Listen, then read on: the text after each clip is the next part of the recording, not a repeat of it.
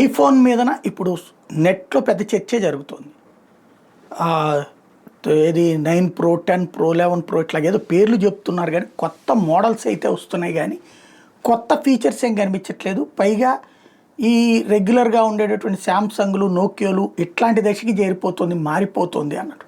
Main reason ఏంటంటే 1 నుంచి 2కి, 2 నుంచి 3కి వెళ్ళినప్పుడు ఏదో కొత్తదనం కనిపించాలి, కొత్త ఫీచర్స్ ఏవి కనిపించాలి.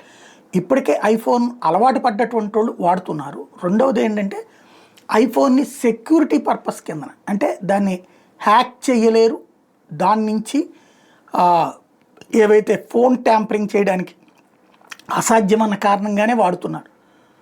సెక్యూరిటీ ఫీచర్స్ ఉన్నాయి కాబట్టి. మిగతాదైతే పెద్దగా ఏం తేడా కనిపించట్లేదు ఇప్పుడు.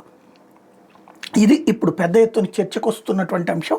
మిగతా సంస్థలు కూడా భారీగా పెంచుతున్నారు. బ్లాక్బెర్రీ, నోకియో లాంటి వాటితో కంపేర్ చేసుకున్నప్పుడు ఇప్పుడు రూట్ మారుతుందని చెప్తున్నారు.